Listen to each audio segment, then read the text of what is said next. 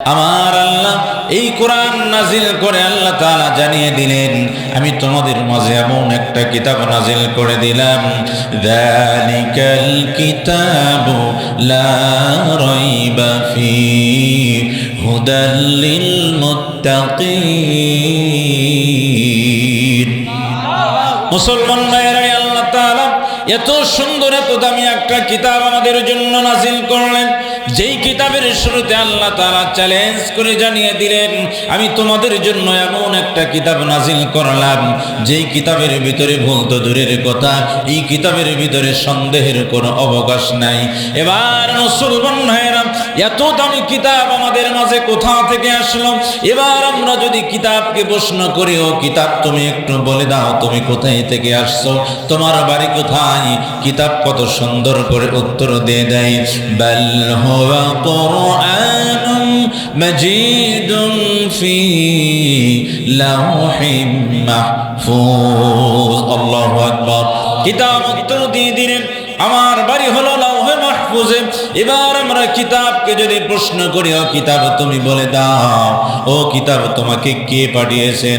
কিতাব কত সুন্দর করে উত্তর দিয়ে দিলেন, তানজিলুম মির রাব্বিল আলামিন।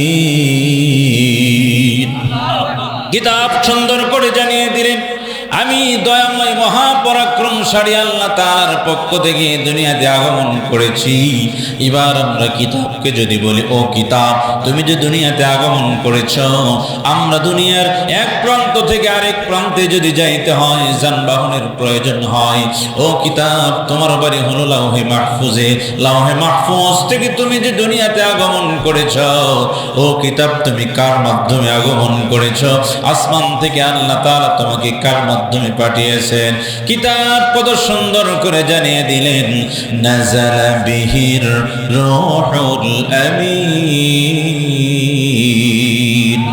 কিতাব সুন্দর করে জানিয়ে দিলেন, জিবরিল আলাইহিস সালামের মাধ্যমে আমি দুনিয়াতে আগমন করেছি। এবার যদি আমরা কিতাবকে প্রশ্ন করি, ও কিতাব তুমি বলো তো বলো, দুনিয়াতে তুমি আগমন করেছো, আমরাও তো দুনিয়াতে এসেছি, আমরা দুনিয়াতে এসেছি, আমরা একদিন দুনিয়াতে থাকবো না, দুনিয়া থেকে বিদায় নিবে। কথা বলেন ঠিক কিনা? মৃত্যু আমাদের কাউকে ছাড় দিবে না, মৃত্যুর হাত থেকে আমরা কেউ বাঁচতে পারবো না। মরণ থেকে যতই পালাও, মরণ তোমায় নিবে ঘিরি। যদিও সুদূর আকাশ পানে পালাও সেথাই লাগিয়া সিঁড়ি, নদীর কুল ভাঙ্গে বকুল গড়ে, এই তো নদীর খেলা। সকাল বেলার ধনীরে তুই ফকির সন্ধ্যাবেলা, নদী পথে নৌকা চালাও, কহে মাঝি ভাই জলদি করে চালাও নৌকা, ও পার যেতে চাই। লা ইলাহা লা ইলাহা লা ইলাহা ইল্লাল্লাহু মুহাম্মাদুর রাসূলুল্লাহ সাল্লাল্লাহু আলাইহি ওয়াসাল্লাম। মুসলমান ভাইরা, আমরা দুনিয়াতে আসছি, কেউ দুনিয়াতে থাকবো না, সবাই দুনিয়া থেকে বিদায় নিব। এবার সেই প্রশ্নটাই কিতাবকে করা হলো, কিতাব আমরা দুনিয়াতে আগমন করেছি, দুনিয়াতে আসছি, আমরা কেউ দুনিয়াতে থাকবো না, দুনিয়া থেকে বিদায় নিব। ও কিতাব বলো তো বলো, তুমি যে দুনিয়াতে আগমন করেছো, তুমি দুনিয়াতে তুমি কতদিন থাকবে, তোমার হায়াত কত? এবার কিতাব কত সুন্দর করে জানিয়ে দিলেন, ইন্না নাহনু নাযালনা যিকরা ওয়া ইন্না লাহু লাহাফিজুন। আল্লাহু আকবার। কিতাব জানিয়ে দিলেন, আমি এমন একটা কিতাব আল্লাহ তাআলা আমাকে নাজিল করেছেন জিবরিল আমিনের মাধ্যমে, আমি দুনিয়াতে আগমন করেছি, আমি দুনিয়াতে থাকবো, পৃথিবী যতদিন থাকবে আমি কিতাব দুনিয়াতে থাকবো, আমাকে আল্লাহ স্বয়ং নিজেই হেফাজত করবেন। জোরে বলেন না আল্লাহু আকবার। তাহলে এই কোরআনকে হেফাজত করবে কে? কোরআন কি ধ্বংস হবে? কোরআন ধ্বংস হবে না। কোরআনকে হেফাজত করবেন স্বয়ং আল্লাহ। মুসলমান ভাইয়েরা রে, সেই কিতাবের মধ্য থেকে একটি সূরার নাম হলো সূরাতুল কলাম। কলমের নামে আল্লাহ তাআলা সূরা নাজিল করেছেন। মুসলমান ভাইয়েরা রে, কোরআনের দিকে যদি আমরা তাকাই, আমরা দেখতে পাই আল্লাহ তাআলা সূর্যের নামে সূরা নাজিল করেছেন, চন্দ্রের নামে সূরা নাজিল করেছেন, মাকড়সার নামে সূরা নাজিল করেছেন। আল্লাহ তাআলা কত কিছুর নাম দিয়ে আল্লাহ সূরা নাজিল করেছেন। সূরাতুল জিন, জিনের নামে সূরা নাজিল করলেন। সূরাতুন নাস, মানুষের নামে আল্লাহ তাআলা সূরা নাজিল করলেন। মুসলমান ভাইরা রে, সূরাতুল বাকারা, গাভীর নামে আল্লাহ সূরা নাজিল করেছেন। কথা বলেন ঠিক কিনা? মুসলমান ভাইরা রে, আল্লাহ তাআলা কলমের নামে সূরা নাজিল করলেন। সেই কলমের নামে সূরা নাজিল করে আল্লাহ তাআলা এই সূরার শুরুতে আল্লাহ তাআলা কলমের কসম খেয়েছেন। মুসলমান ভাইরা রে, মুফাসসিরিন ইকরাম বলেন এই কলম কোন কলম? মুফাসসিরিন ইকরাম বলেন এই কলম যে কলম দিয়ে ভাগ্য লিপিবদ্ধ করা হয়, সেই কলমের কসম খেয়ে আল্লাহ তাআলা নবীকে সান্ত্বনা দিতেছেন। ও নবী, আপনাকে তারা পাগল বলে, আপনাকে তারা জাদুকর বলে। ও নবী, আপনি পাগল নন, আপনি জাদুকর নন। ও নবী, আপনি হলেন, আপনার চরিত্র হলো উত্তম চরিত্র, আপনার চরিত্র হলো সবচাইতে উত্তম, আপনার চরিত্রের ভিতরে কোনো ভেজাল নেই, আপনি জাদুকর হতে পারেন না। মা আনতা বিনি'মাতি রাব্বিকা বিমাজনুন। আল্লাহু আকবার। আল্লাহ তাআলা জানিয়ে দিলেন, ও নবী, আল্লাহর অনুগ্রহে, আল্লাহর কৃপায়, আল্লাহর ভালোবাসায় আপনি পাগল নন। ও নবী, আপনি পাগল নন, আপনার চরিত্র হলো এমন চরিত্র। ওয়া ইন্নাকা লাআলা খুলুকিন আযীম। আল্লাহু আকবার। ও নবী, আপনার চরিত্র হলো সবচাইতে উত্তম চরিত্র, আপনার চরিত্রের মতো আর কারো চরিত্র হতে পারে না। এত সুন্দর চরিত্র দিয়ে আমার আল্লাহ আমাদের নবীকে পাঠিয়েছেন। মুসলমান ভাইরা রে, সেই দয়ার নবী, মায়ের নবী, বিশ্ব নবী রাহমাতাল লিল আলামিন জানিয়ে দিলেন, ও আমার উম্মতেরা, তোমরা শোনো, তোমরা আমি রাসূলকে ভালোবাসো। ও আমার উম্মতেরা শোনো, তোমরা আমি রাসূলকে ভালোবাসো। মান আহাব্বা সুন্নতি ফাকাদ আহাব্বানি।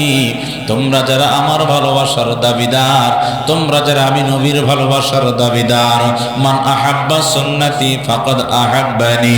তোমরা যারা আমার ভালোবাসার দাবিদার, তোমরা আমার সুন্নাতকে ভালোবাসবে, তাহলে আমি রাসূলকে ভালোবাসা হয়ে যাবে। আর যে আমি রাসূলকে ভালোবাসলো, ওমান আহাব্বানি কানা মাই ফিল জান্নাহ, যে আমি রাসূলকে ভালোবাসলো সে আমার সাথে জান্নাতে বসবাস করবে। আল্লাহু আকবার। আমরা রাসূলের সাথে জান্নাতে বসবাস করতে চাই কিনা? তাহলে রাসূলকে ভালোবাসতে হবে। মুসলমান ভাইরা রে, বর্তমান রাসূল নাই, রাসূল লিখে গেলেন আলিমকে। ইন্নাল উলামা ওয়ারাসাতুল আম্বিয়া, উলামা ইকরাম হলো নবীদের উত্তরসূরি। মুসলমান ভাইরা রে, রাসূল নাই, আলিমদেরকে ভালোবাসতে হবে, আলিমদের মজলিসে যাইতে হবে, আলিমদের দরবারে যাইতে হবে। মুসলমান ভাইরা রে, বিশ্ব নবী রাহমাতুল লিল আলামিনের দরবারে সাহাবা ইকরাম সব সময় ভিড় জমায়ে থাকতো। সাহাবায়ে কেরাম বিশ্ব নবীর কাছ থেকে বিভিন্ন বিষয়ে তারা জ্ঞান নিত, বিভিন্ন সমস্যার সমাধান বিশ্ব নবীর দরবার থেকে করা হতো। মুসলমান ভাই, এই জন্য আমরা যারা রাসূলের ভালোবাসার দাবিদার, সব চাইতে বেশি ভালোবাসতে হবে রাসূলকে। রাসূলকে যদি বেশি ভালোবাসতে না পারে, বিশ্ব নবী রাহমাতুল লিল আলামিন জানিয়ে দিলেন, তোমাদের মধ্য থেকে সব চাইতে আমাকে বেশি ভালোবাসতে হবে। সব কিছুর চাইতে যদি আমি রাসূলকে বেশি ভালোবাসতে না পারো, রাসূল ঈমানের একটা কোয়ালিটি করে দিলেন, ঈমানদারদের একটা কোয়ালিটি রাসূল শিক্ষা দিয়ে গেলেন। লা ইউমিনু আহাদুকুম হাত্তা আকুনা আহাব্বা ইলাইহি মিন ওয়ালিদিহি ওয়া ওয়ালাদিহি ওয়ান নাসি আজমাইন। যতক্ষণ পর্যন্ত সব কিছুর চাইতে আমি রাসূলকে ভালোবাসতে না পারবে, ততক্ষণ পর্যন্ত তোমরা পরিপূর্ণ ঈমানদার হতে পারবে না। তাহলে মুসলমান মায়েরা, সবচাইতে বেশি রাসূলকে ভালোবাসতে হবে। সাহাবারা রাসূলকে বেশি ভালোবাসতেন। সাহাবারা সর্বদা রাসূলের দরবারে উপস্থিত থাকতেন, সকল সমস্যার সমাধান রাসূল করে দিতেন। সাহাবাদের চেহারার দিকে তাকালে রাসূলুল্লাহ সাল্লাল্লাহু আলাইহি ওয়াসাল্লাম মনের অবস্থা বুঝতে পারতেন, মনের অবস্থা কার কেমন। মুসলমান হযরতে আলী বিশ্বনবীর দরবারে উপস্থিত, সব সময় বিশ্বনবীর দরবারে হযরতে আলী উপস্থিত। হযরতে আলী বিশ্বনবীর দরবারে ঘোরাফেরা করতেছে। বিশ্বনবী রাহমাতাল লিল আলামিন হযরতে আলীকে দেখতে পেলেন, দেখতে পেয়ে হযরতে আলীকে ডাক দিলেন। হযরতে আলী বিশ্বনবীর সামনে উপস্থিত হয়েছে। ইয়া রাসূলুল্লাহ, ইয়া হাবিবাল্লাহ, আপনি আমাকে ডেকেছেন? হ্যাঁ হ্যাঁ, আমি তোমাকে ডেকেছি। ইয়া রাসূলুল্লাহ, আপনি কি বলেন? বিশ্বনবী রাহমাতাল লিল আলামিন হযরতে আলীর চেহারার দিকে তাকালেন, তাকায় দেখে হযরতে আলীর মনটা বড় খারাপ, তারপরেও মুখে মুস্কি মুস্কি হাসতেছে, কারণ মনের অবস্থা রাসূলের সামনে প্রকাশ করা যাবে না। কথা বলেন ঠিক কি না? হযরতে আলীর মনটা বড় খারাপ, বিশ্বনবী বুঝতে পেরেছেন। সাহাবাদের চেহারার দিকে তাকালে বিশ্বনবী মনের অবস্থা বুঝতে পারতেন। বিশ্বনবী হযরতে আলীকে ডাক দিয়ে বললেন, আলী রে, তুমি মুখে যতই মুস্কি মুস্কি হাসো, কিন্তু আমি বুঝতে পেরেছি তোমার মনটা বড় খারাপ। আলী রে, সত্যি করে বলো, তোমার মনটা খারাপ কিনা? হযরতে আলী ডাক দিয়ে বললেন, ইয়া রাসূলুল্লাহ, ইয়া হাবিবাল্লাহ, আমার মনটা বড় খারাপ, আপনি ঠিকই ধরতে পেরেছে। এবার বিশ্বনবী হযরতে আলীকে ডাক দিয়ে বললেন, আলী রে, মন ভালো করার দুটি মাধ্যম আছে। এক মাধ্যম হলো আল্লাহর ইবাদত করা, আল্লাহর কাছে সাহায্য চাওয়া, আল্লাহর কাছে বেশি বেশি ইবাদত করা, মন ভালো হবে। আর দ্বিতীয় মন ভালো করার মাধ্যম হলো সফর করা, আল্লাহর নিয়ামত প্রদর্শন করা। আল্লাহর নিয়ামত যদি দেখো, তাহলে তোমার মনটা ভালো হয়ে যাবে। এই বলে বিশ্বনবী রাহমাতুল লিল আলামিন হযরতে আলীকে বললেন, আলী, যাও, তুমি সফরে চলে যাও, আল্লাহর নিয়ামত তুমি দেখো, তোমার মনটা ভালো হয়ে যাবে। এই বলে বিশ্বনবী হযরতে আলীকে উপদেশ দিয়ে দিলেন। কিন্তু বিশ্বনবী রাহমাতুল লিল আলামিন হযরতে আলীকে একটা কথা জানিয়ে দিলেন, হযরতে আলী সফরে যাবে প্রস্তুত। এমত অবস্থায় বিশ্বনবী হযরতে আলীকে ডাক দিয়ে বলতেছেন, আলী রে, তুমি সফরে যাবে, যাও, সব দিকে তুমি সফর করো, ঠিক আছে, কিন্তু তুমি দক্ষিণ দিকে যাবা না। আলী, তুমি দক্ষিণ দিকে যাবা না। এই বলে হযরতে আলীকে বিশ্বনবী রাহমাতুল লিল আলামিন ছেড়ে দিয়েছে। হযরতে আলী ঘোড়া দিয়ে রওনা দিয়েছেন, ঘোড়া নিয়ে যাইতেছেন। হযরতে আলী যাইতেছেন, অনেক কিছু দেখতেছেন। দেখতে দেখতে এক পর্যায়ে হযরতে আলী এমন একদিকে চলে গেছে, যেই দিকে যাওয়ার পরে হযরতে আলীর মনটা কেমন যেন, মনটা আর সামনের দিকে এগুতে চাচ্ছে না, মনের ভিতর কেমন যেন ঠটকা লেগে গেছে। হযরতে আলী মনে মনে ভাবতেছে, আমি কি ভুল দিকে প্রবেশ করলাম? এই বলে হযরতে আলী মনে মনে ভাবতেছে, যদি সামনে কাউকে পাই তাকে জিজ্ঞেস করব, এটা আমি কোন দিকে প্রবেশ করেছি। এই বলে হযরতে আলী দেখতে পেলেন দূরে একজন ব্যক্তিকে দেখা যায়, একটা কাঠুরিয়া কাঠ কেটে লাকড়ি বোঝাই করতেছে।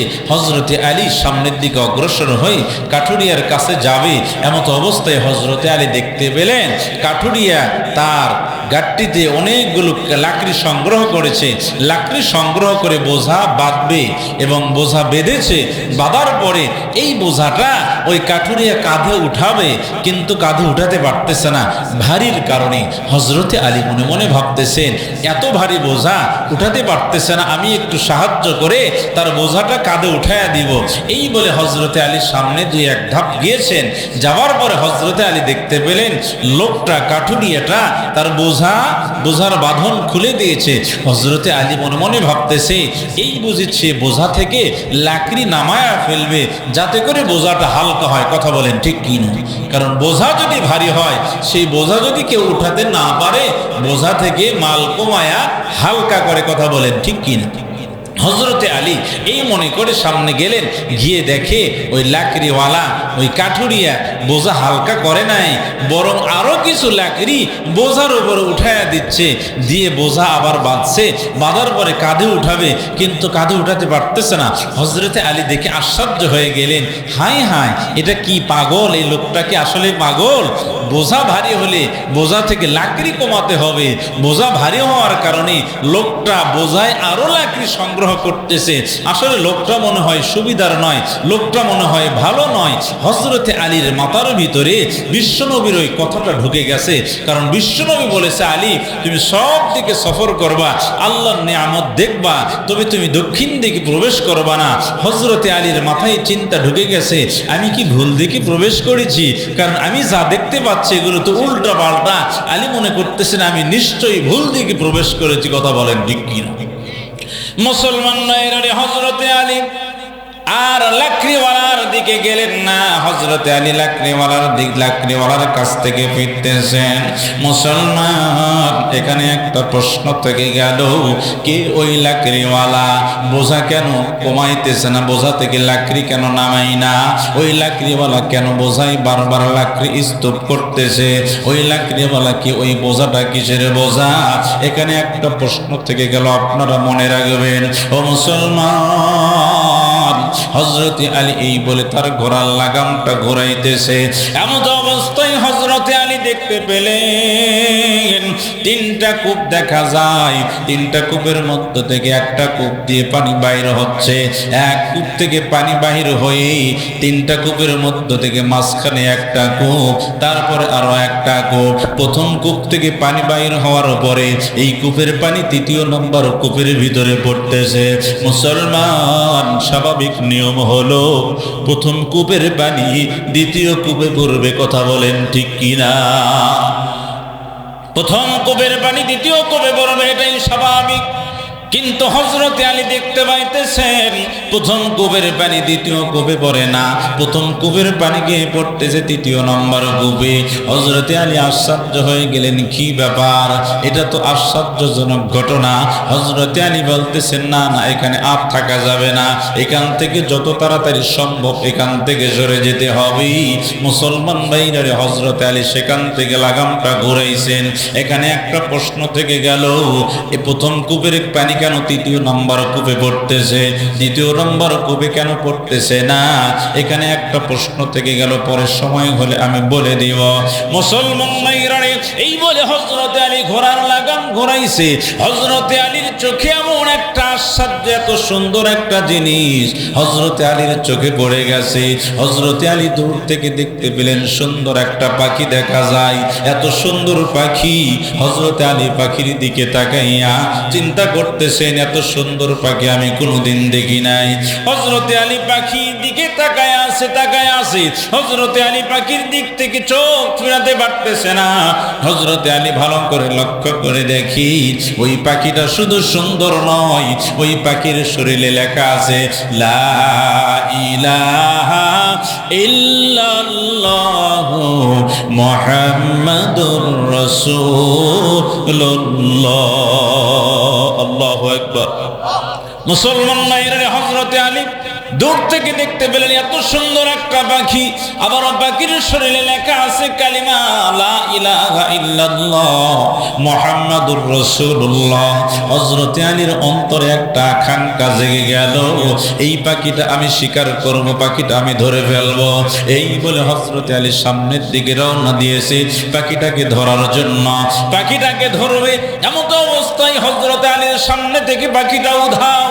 পাখি নাই, পাখি নাই। হযরতে আলী তালাশ করতেছে, কোথায় গেল পাখি? এত সুন্দর একটা পাখি, এই পাখিটা আমাকে ধরতেই হবে। হযরতে আলী চিন্তায় পড়ে গেলেন, এত সুন্দর পাখি কোথায় গেল? হযরতে আলী তালাশ করতে করতে হযরতে আলী দেখতে পেলেন অনেক দূরে পাখিটা দেখা যায়। পাখির পিছনের সাইডটা দেখা যায়, সামনের সাইড দেখা যায় না। হযরতে আলী মনে মনে ভাবতেছেন, এবার পিছন থেকে গিয়ে পাখিটাকে আমি ধরে ফেলবো। এই বলে হযরতে আলী সামনের দিকে রওনা দিয়েছেন। মুসলমান ভাইরা, হযরতে আলী যখন সামনে গেলেন পাখিটা ধরবেই, এমন অবস্থায় হযরতে আলী দেখতে পেলেন পাখিটা আহার করতেছে, খানা খাইতেছে। হযরতে আলী তাকায় দেখি পাখি কি খায়। পাখির দিকে তাকায় দেখি এত সুন্দর একটা পাখি, কিন্তু পাখিটা যে খাবার খাইছে খাবারটা ভালো না, নাপাক খাবার, মানুষের পায়খানা। এই পায়খানা নাপাক খাবারটা পাখিটা খাইতেছে। এটা দেখার পরে হযরতে আলীর পাখি শিকার করা থেকে মন ঘুরে গেল। হযরতে আলী বলতেছেন, না না, এত সুন্দর পাখি, এত সুন্দর পাখি আমি শিকার করতাম, কিন্তু এত সুন্দর পাখি হয়েও যে নাপাক খাবারটা খাইতেছে এই পাখি আমি শিকার করব না। এবার মুসলমান হযরতে আলী পাখির কাছ থেকে রওনা দিয়েছেন।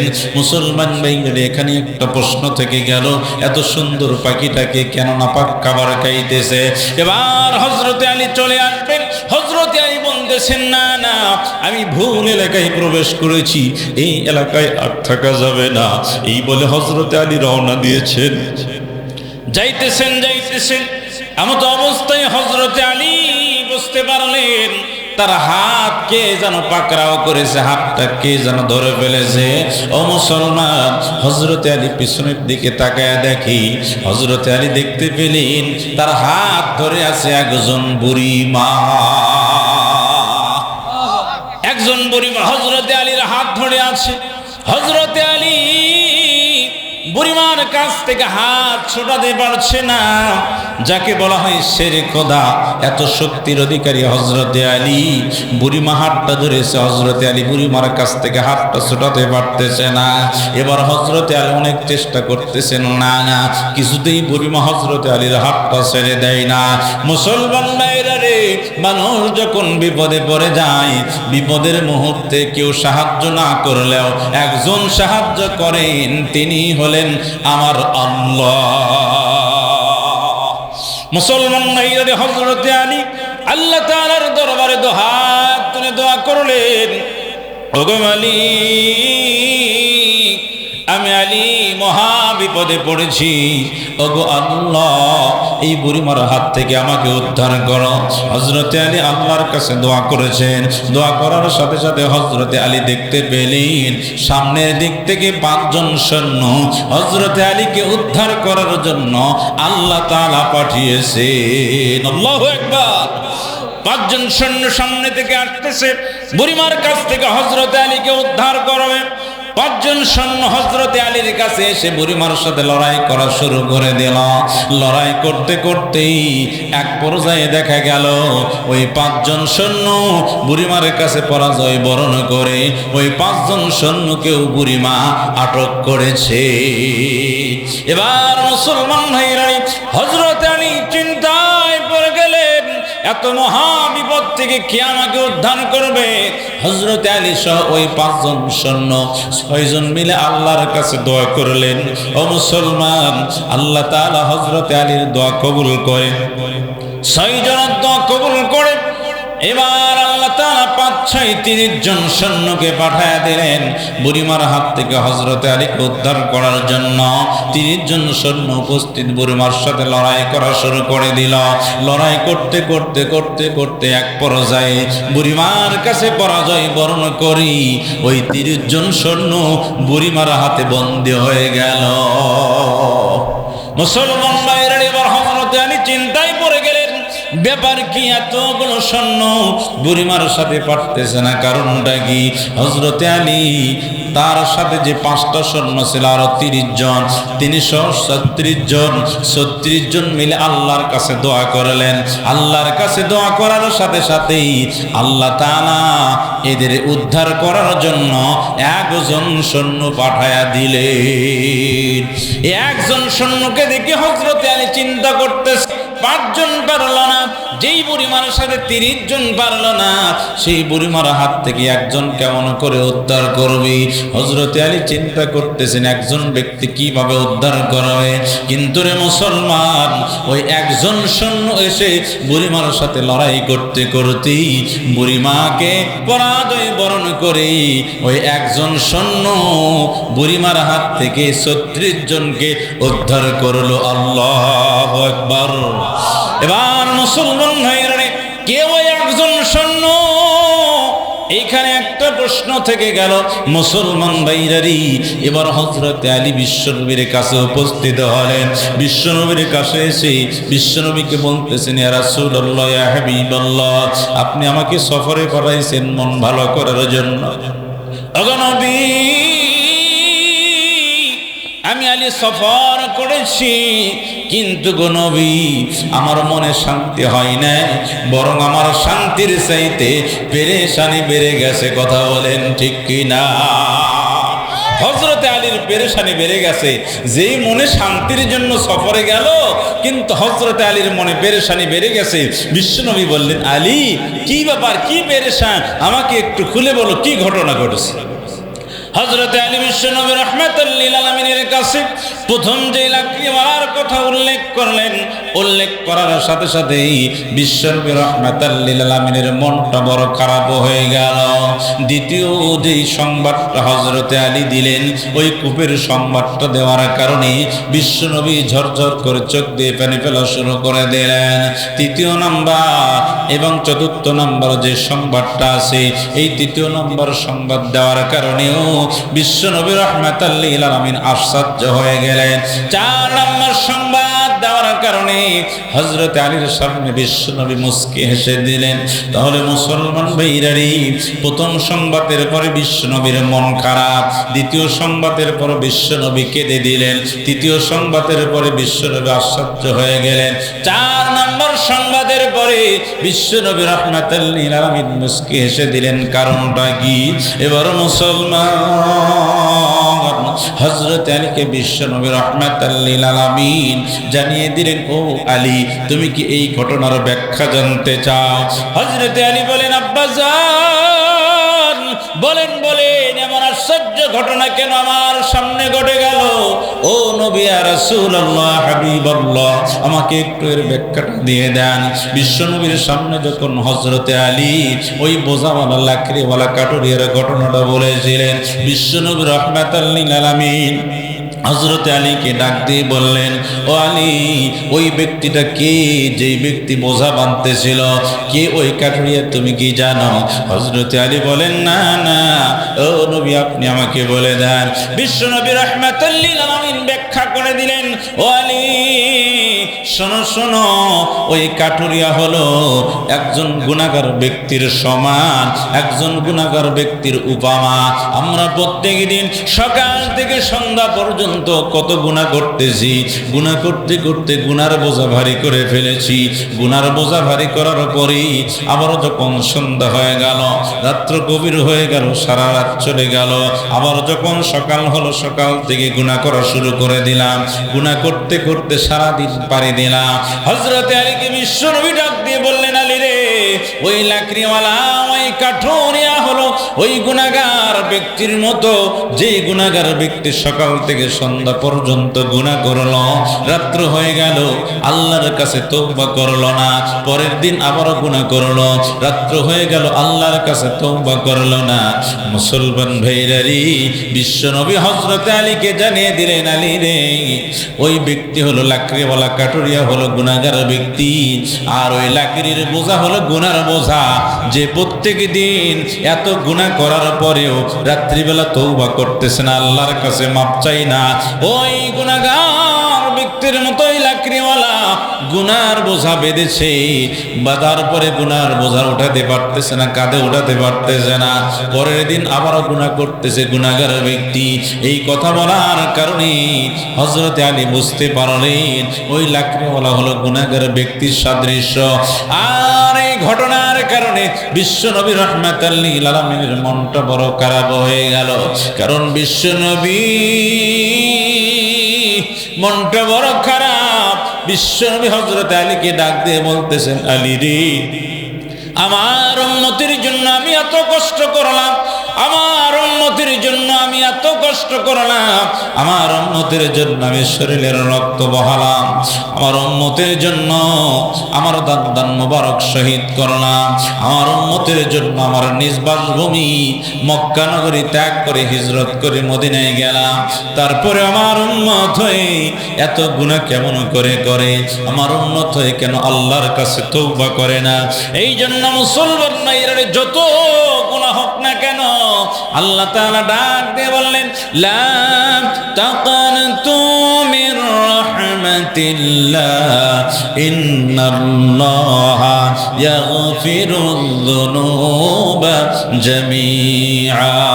আল্লাহ তাআলা বলেন, বান্দারে যত গুনাহ করো না কেন, গুনাহ করে ফেলেছো, গুনার বোঝা ভারী হয়ে গেছে।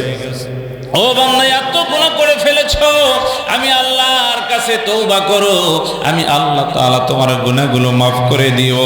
মুসলমান ভাইরারি, কোন মুসলমান যদি গুনার বোঝা নিয়ে আল্লাহর কাছে সাহায্য চায়, আল্লাহর কাছে যদি মাফ চায়, খাটি দিলে তওবা করে, আল্লাহ তাআলা ওই বান্দার গুনাহ মাফ করতে পারেন কিনা?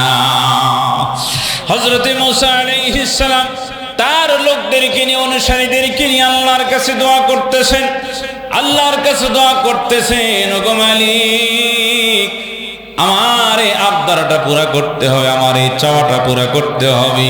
আল্লাহ তাআলার কাছে মুসা পয়গম্বর দোয়া করি, কিন্তু আল্লাহ তাআলা মুসা পয়গম্বরের দোয়া কবুল করে না। মুসা পয়গম্বরকে আল্লাহ তাআলা খালি হাতে ফিরিয়ে দিলেন। আল্লাহ তাআলা মুসা পয়গম্বর আল্লাহ তাআলাকে ডাক দিয়ে বলতেছেন, ওগো মালিক, আপনি আমাকে খালি হাতে কেন ফিরিয়ে দিলেন? আল্লাহ তাআলা ডাক দিয়ে বললেন, ও মুসা, তোমার দরবারে এমন একজন ব্যক্তি আছে, যেই ব্যক্তি কোনোদিন ভালো কাজ করে নাই, যেই ব্যক্তি সারা জীবন আল্লাহর নাফরমানি করেছে, ওই ব্যক্তির কারণে আমি আল্লাহ তোমার দোয়া কবুল করি না। ওই ব্যক্তিকে তুমি তোমার মজলিস থেকে উঠে দাও, তারপরেও আমি আল্লাহ তাআলা তোমার দোয়া কবুল করব। মুসা পয়গম্বর মজলিসে ঘোষণা দিয়ে দিলেন, এমন গুনাহগার ব্যক্তি কে আছো যার কারণে আল্লাহ তাআলা আমার দোয়া কবুল করে না, তাড়াতাড়ি মজলিস থেকে উঠে যাও। এই ঘোষণা মুসা পয়গম্বর মজলিসের মধ্য দিয়ে দিলেন। দেওয়ার পরে মুসা পয়গম্বর দেখলেন, না না, মজলিস থেকে তো কেউ ওঠে না। কিছুক্ষণ পর মুসা পয়গম্বর আল্লাহর কাছে আবার দোয়া করেছেন, আল্লাহ তাআলা মুসা পয়গম্বরের দোয়া কবুল করে নিলেন।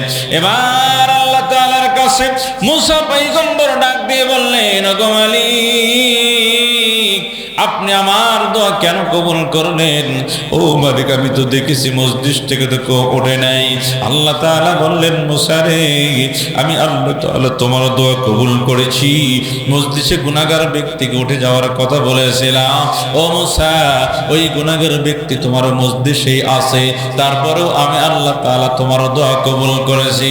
মুসা পয়গম্বর বললেন, মালিক, কেন আপনি আমার দোয়া কবুল করলেন? আপনি তো আগে কবুল করলেই হয়ে যেত, আপনি কেন পরে দোয়া কবুল করলেন? গুনাহগার ব্যক্তি তো উঠলো না, তারপরেও কেন আপনি দোয়া কবুল করলেন? আল্লাহ রাব্বুল আলামিন মুসা পয়গম্বরকে ডাক দিয়ে বললেন, ও মুসা, শোনো শোনো, আমি আল্লাহ তাআলা কেন তোমার দোয়া কবুল করলাম? মুসা পয়গম্বর আল্লাহ তাআলাকে বলতেছেন, ওগো মালিক, কেন কবুল করলেন একটু খুলে বলেন। আল্লাহ তাআলা বললেন, মুসা রে, ওই গুনাহগার ব্যক্তি তোমার মজলিসে বসেছিল, তুমি যখন ঘোষণা দিয়েছো এমন ব্যক্তি কে আছো, গুনাহ করেছো, অনেক গুনাহ করেছো, গুনার বোঝা ভারী হয়েছে, মজলিস থেকে উঠে যাও, আল্লাহ তাআলা আমার দোয়া কবুল করতেছে না।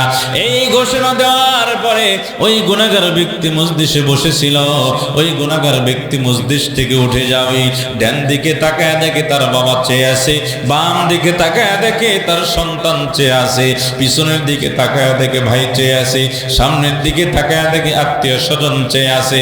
এবার গুনাহগার ব্যক্তি মাথা নিচের দিকে দিয়া আল্লাহ তাআলার কাছে দোয়া করতেছেন, ওগো মালিক, জীবনে কোনো ভালো কাজ করতে পারি নাই, জীবনে অনেক অপরাধ করেছি, অন্যায় করেছি, ওগো মালিক, আমি তওবা করতেছি, আমরা আপনার কাছে মাপ চাই, ওগো আল্লাহ, আপনি আমাকে মাফ করে দেন, আমি তওবা করতেছি, আর কোনোদিন খারাপ কাজ করব না, আগামীকাল থেকে আমি ভালো কাজ করব। ওগো মালিক, আমি যদি মসজিদ থেকে উঠে যাই, আমার বাবা আমাকে তিরস্কার করবে, আমার ভাই আমাকে তিরস্কার করবে, আত্মীয় স্বজন তিরস্কার করবে। ওগো মালিক, আমি মসজিদ থেকে উঠতে চাই না, কিন্তু মালিক, আমি আপনার কাছে তওবা করতেছি, আল্লাহ আমার গুনাহ মাফ করে মুসা পয়গম্বরের দোয়া আপনি কবুল করে নিন। আল্লাহ তাআলা মুসা পয়গম্বরকে ডাক দিয়ে বললেন, মুসা রে, আমি আল্লাহ তাআলা ওই ব্যক্তির দোয়া কবুল করি, আমি আল্লাহ তোমার দোয়া কবুল করেছি। আল্লাহু আকবার। এই জন্য মুসলমান ভাইরা রে, সেই মুসা পয়গম্বরের যেই লোকটা গুনাহগার ছিল আল্লাহর কাছে খাটি দিলে তওবা করেছে, আল্লাহ মাফ করে দিয়েছেন। বিশ্ব নবী বললেন, আলী রে, আমার উম্মতেরা গুনাহ করতেছে, সারাদিন গুনাহ করে, রাত্র হয়ে যায়, আমি আল্লাহর কাছে মাপ চাই না। সকাল শুরু করে আবার গুনাহ দিয়ে রাত্র হয়ে যায়, আমি আল্লাহর কাছে মাপ চাই না। ওই লাকড়িওয়ালা কাঠুরিয়া হলো গুনাহগার ব্যক্তির সাদৃশ্য, আর ওই লাকড়ির বোঝা হলো গুনার বোঝা। এবার মুসলমান নারী হযরত আলী বিশ্বনবীকে ডাক দিয়ে বললেন, ও নবী, দ্বিতীয় নম্বর ঘটনার ব্যাখ্যা একটু দিয়ে দেন।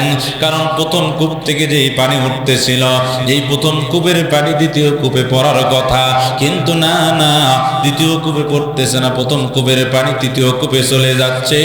ও নবী, এই ঘটনাটা আমি বুঝতে পারলাম না, এমন ঘটনা কেন ঘটলো আমার সাথে? ও নবী, আপনি একটু ব্যাখ্যাটা বুঝে দেন। বিশ্বনবী রাহমাতাল লিল আলামিন এই কথা বলার সাথে সাথেই হযরত আলী যখন এই কথাটা বললেন, বলার সাথে সাথে বিশ্বনবী হাওমা করে কান্না করা শুরু করে দিলেন। হযরত আলী ডাক দিয়ে বলেন, ইয়া রাসূলুল্লাহ, ইয়া হাবিবাল্লাহ, আপনি কান্না করবেন না গো নবী, আপনি একটু আমাকে ব্যাখ্যাটা করে দেন। বিশ্বনবী রাহমাতাল লিল আলামিন হযরত আলীকে ডাক দিয়ে বললেন, আলী রে, ওই প্রথম কূপের উদাহরণ হলো, ওই প্রথম কূপ থেকে যেই পানিগুলো উঠতেছে, এই পানি হলো আমার উম্মতের সাদৃশ্য, এগুলো আমার উম্মতেরা। ও আলী, 2 নাম্বার কূপ হলো জান্নাত, 3 নাম্বার কূপ হলো জাহান্নাম। ও আলী, এই প্রথম কূপের পানি তৃতীয় কূপে পড়তেছে, অর্থাৎ আমার উম্মতেরা নফরমানি করার কারণে, আমার উম্মতেরা গুনাহ করার কারণে, আমার উম্মতেরা নামাজ না পড়ার কারণে, আমার উম্মতেরা রোজা না রাখার কারণে, আমার উম্মতেরা হজ না করার কারণে, আমার উম্মতেরা যাকাত না দেওয়ার কারণে, আমার উম্মতেরা মিথ্যা কথা বলার কারণে, আমার উম্মতেরা কোরআনের পক্ষে না থাকার কারণে তৃতীয় নম্বর কূপ জাহান্নামে চলে যাবে। ও আলী, এই জন্য আমি কান্না করতেছি। এবার হযরত আলী ডাক দিয়ে বলছেন, ইয়া রাসূলুল্লাহ, ইয়া হাবিবাল্লাহ, আপনার উম্মতেরা গুনাহ করবে, এটা কেমন করে সম্ভব? বিশ্বনবী বললেন, আলী রে, হ্যাঁ হ্যাঁ, আমার উম্মতেরা গুনাহ করবে, আমার উম্মতেরা আমার অনুসরণ করবে না, আমার উম্মতেরা আল্লাহর ওয়াদা মানবে না, আমার উম্মতেরা আল্লাহর কথা শুনবে না। আল্লাহ দেওয়া শ্রেষ্ঠ কিতাব আল কোরআন, এই কোরআন থেকে আমার উম্মতেরা মুখ ফিরে নিবে। মুসলমান ভাইরা বলেন তো, ওই হযরত আলীর যে ঘটনা ঘটেছে, ওই ঘটনার সাথে বর্তমান জামানার মিল আছে না নাই? বর্তমান জামানার মিল ওই ঘটনার সাথে মিলে যাচ্ছে।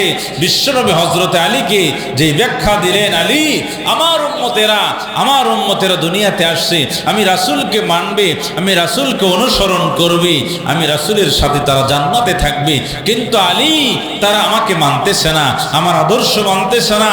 আজকে যুবকরা রাসূলের আদর্শ বাদ দিয়ে, আজকে যুবকরা ইহুদি খ্রিস্টানের আদর্শ নিজের জীবনে পালন করতেছে। কথা বলেন ঠিক কিনা?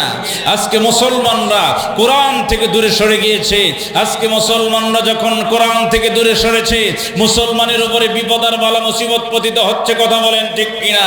মুসলমান ভাইয়েরা, আজকে যদি সমস্ত মুসলমান কোরআনের পক্ষে থাকতো, সমস্ত মুসলমান যদি ইসলামের পক্ষে থাকতো, সমস্ত মুসলমান যদি রাসূলের পক্ষে থাকতো, তাহলে বাংলার জমিনে প্রত্যেকটা মুসলমানের ঘরে ঘরে কালিমার পতাকা উঠতো। কথা বলেন ঠিক কিনা? আমরা তো এমন একটি দিন দেখতে চাই, যেদিন প্রত্যেকটা মুসলমানের ঘরে ঘরে কালিমার পতাকা উড়বে। কথা বলেন ঠিক কিনা? কোন একদিন এদেশের আকাশে কালিমার পতাকা দুলবে, সেদিন সবাই খোদাই বিধান পেয়ে দুঃখ বেদনা ভুলবে। ঠিক কিনা? কোন একদিন এদেশের আকাশে কালিমার পতাকা দুলবে, সেদিন সবাই খোদাই বিধান পেয়ে দুঃখ বেদনা ভুলবে। সেদিন আর হবে না হাহাকার, অন্যায় জুলুম হবে থাকবে না অনাচার, দুর্নীতি কদাচার থাকবে না অনাচার, দুর্নীতি কদাচার, সকলেই শান্তিতে থাকবে। সেদিন সবাই খোদাই বিধান পেয়ে দুঃখ বেদনা ভুলবে, ঠিক কিনা? মুসলমান ভাইরা, আমরা এমন একটা দিন দেখতে চাই যেদিন সমস্ত মুসলমানরা রাসূলের আদর্শ মেনে নিবে, যেদিন সমস্ত মুসলমানরা কোরআন মেনে নিবে, যেদিন সমস্ত মুসলমানরা আল্লাহর বিধান মেনে নিবে, যেদিন সমস্ত মুসলমানেরা আল্লাহর বিধানের জন্য কাজ করবে, যেদিন সমস্ত মুসলমানরা আল্লাহর বিধান প্রতিষ্ঠার জন্য লড়াই করবে। মুসলমান ভাইরা রে, ও মুসলমান, বাংলার জমিনে এমন সন্তান আছে যারা এই কোরআনের বিধান চালুর জন্য, যারা এই কোরআন প্রতিষ্ঠার জন্য আন্দোলন করেছে, যারা এই কোরআন প্রতিষ্ঠার জন্য নিজের বুকের তাজা রক্ত জমিনে ফেলে দিচ্ছে। ও মুসলমান ভাইরা রে, আপনারা দেখেছেন কয়েকদিন পূর্বে একটা ছেলেকে দুনিয়া থেকে বিদায় করে দেওয়া হয়েছে, নাম হলো ওসমান হাদি। কথা বলেন ঠিক কিনা? ওসমান হাদি, যেই ওসমান হাদির তামান্না ছিল শাহাদাতের তামান্না, কথা বলেন ঠিক কিনা? যে ওসমান হাদির বক্তব্য ছিল কোরআনের বক্তব্য, যে ওসমান হাদির বক্তব্য ছিল ইসলামের বক্তব্য। ও মুসলমান ভাইরা, ওসমান হাদির আশা ছিল শাহাদাতের মৃত্যু, ওসমান হাদির আশা ছিল কোরআনের পথে মৃত্যু, ইসলামের পথে মৃত্যু। মুসলমান ভাইরারি, এমন হাদির মতো সন্তান আমাদের প্রত্যেকের ঘরে ঘরে দরকার। কথা বলেন ঠিক কিনা? যার জানাজায় দেখেছেন আপনারা হাজার হাজার মানুষ সমবেত হয়েছে, যার জানাজায় আজকে তার মৃত্যুর পরে মানুষ তার সম্পর্কে কত সুন্দর আলোচনা করতেছেন, তার ব্যাপারে কত সুন্দর কথা বলতেছেন। আমাদের তো এমনই জীবন গঠন করতে হবে যেই জীবন গঠনের পরে মৃত্যুর পরে যেন মানুষ আমাদেরকে নিয়ে ভালো বলে। কথা বলেন ঠিক কিনা? এমনই মৃত্যু আমাদের চাই। আমরা কোনো কাপুরুষের মৃত্যু চাই না, আমরা ইমানদারের মৃত্যু চাই, ইমানের পথে শাহাদাত বরণ করে মৃত্যুবরণ করতে চাই। কথা বলেন ঠিক কিনা?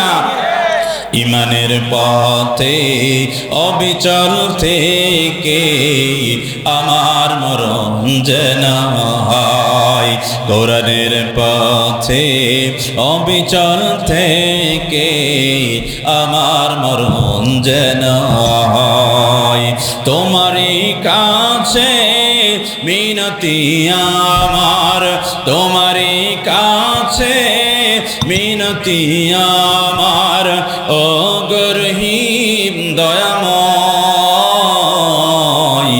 ইমানের পথে অবিচল থেকে আমার মরণ যেন হয়, কোরআনের পথে অবিচল থেকে আমার মরণ যেন হয়। লিল্লাহে তাকবীর। মুসলমান ভাইয়ের, হযরতে আলী বিশ্ব নবী রাহমাতুল লিল আলামিন হযরতে আলীকে ডাক দিয়ে বলতেছেন, আলী রে, প্রথম কূপের পানি দ্বিতীয় কূপে পড়তেছে। এর ব্যাখ্যা হলো আমার উম্মতেরা গুনাহ করার কারণে আমার উম্মতেরা জাহান্নামে চলে যাবে, এই জন্য আলী আমি নবী কান্না করে ফেলেছি। এবার মুসলমান ভাইরা রে, আমরা সবাই জান্নাতে যেতে চাই। কথা বলেন ঠিক কিনা? ও মুসলমান ভাইরা রে, তাহলে আমরা দ্বিতীয় কূপের ঘটনা থেকে আমরা শিক্ষা পেলাম, আমরা আসছি জান্নাত থেকে, আমাদের আসল বাড়ি হলো জান্নাত, আবার আমরা যাব জান্নাতে। কথা বলেন ঠিক কিনা? এবার হযরতে আলী বিশ্ব নবী রাহমাতুল লিল আলামিনকে বললেন, ও নবী, ও নবী, আমাকে তৃতীয় ঘটনার ব্যাখ্যা করে দিন। ও নবী, আমি এত সুন্দর একটা পাখি দেখতে পেলাম, পাখির শরীরে কালিমাও লেখা আছে। ও নবী, এত সুন্দর হওয়ার পরেও এই পাখিটা কেন নাপাক খাইতেছে, এই পাখিটা কেন পায়খানা খাইতেছে? ও নবী, আপনি আমাকে একটা ব্যাখ্যা দিয়ে দিন। বিশ্ব নবী হযরতে আলীকে ডাক দিয়ে বলতেছেন, আলী, বড় আশ্চর্যের ঘটনা তুমি আমাকে শোনাইলে। আলী রে, এই তৃতীয় নম্বর ঘটনার উদাহরণ হলো, ওই এত সুন্দর পাখি হলো একটা ইমানদার ব্যক্তির সাদৃশ্য, যেই ব্যক্তি নিজেদেরকে ইমানদার দাবি করতেছে, যেই ব্যক্তি নিজেদেরকে মুমিন দাবি করতেছে, বলতেছে আমরা ইমানদার, বলতেছে আমার ঈমান আছে, তারপরে নামাজ আদায় করতেছে, রোজা আদায় করতেছে, হজ করতেছে, যাকাতও দিচ্ছে, তারপরে আবার সুদও খাইতেছে, ঘুষও খাইতেছে, মিথ্যা কথাও বলতেছে, কথা বলেন ঠিক কিনা? এমন লোক আমাদের এলাকায় নাই, এই এলাকাতে নাই, আমাদের এলাকার কথা বলতেছে, আমাদের এলাকার কথা বলতেছে। এই এলাকার সব মানুষই ভালো, কথা বলেন ঠিক কিনা? সব মানুষই ভালো, সবাই মানে যেরকম না ঈমান আছে, নামাজ রোজা সব করে, খারাপ কাজ কেউ করে না, সুদ ঘুষ কেউ খায় না, এই এলাকার সব মানুষ ভালো। বিশ্বনবী রাহমাতুল লিল আলামিন বলতেছেন, আলী ওই যে বাকির উদাহরণ হলো যে ব্যক্তি নিজেকে ইমানদার দাবি করতেছে, নামাজ পড়তেছে, রোজা রাখতেছে, আবার হজ, এত সুন্দর একটা ইবাদত, যে হজের জন্য অনেক টাকা পয়সার দরকার হয়, কথা বলেন ঠিক কিনা? টাকা ছাড়া কি হজ হয়? টাকা ছাড়া হজ হয় না। যে হজে যাবেন টাকা লাগবে, টাকা ছাড়া হজ হবে না। তারপরেও হজে গিয়ে হজ করে আসার পরে হাজির সার্টিফিকেট লাগানোর পরেও সুদ খায়, ঘুষ খায়, মিথ্যা কথা বলে, বোনের সম্পদ দেয় না, এমন হাজি আছে না নেই? তাহলে মুসলমান মায়েরা, এত টাকা খরচ করে আপনি হজ করলেন, তাহলে আপনার হজের মানে কি হয়ে গেল? মুসলমান ভাইরে, কত দামি একটা ইবাদত। হজ করা প্রত্যেকের আশা আছে না নেই?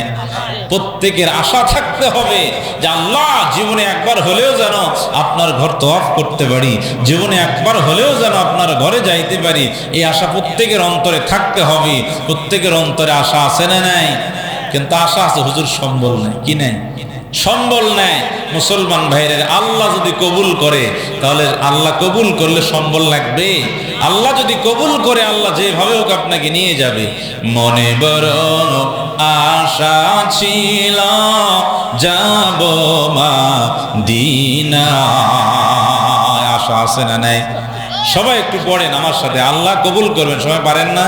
সবাই একটু বলেন, মনে বড় আশা ছিল যাব মদিনায়, সালাম আমি করব গিয়ে, সালাম আমি করব গিয়ে নবীজির রওজায়।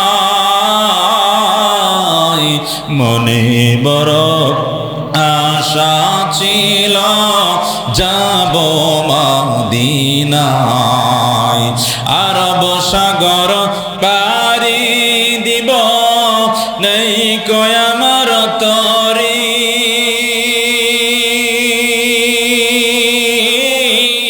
পাখি নয় যে ওরে যাব ডানাতে ভর করি, আরব সাগর পারি দিব নাই কয় আমার তরি, পাখি নয় যে ওরে যাব ডানাতে ভর করি।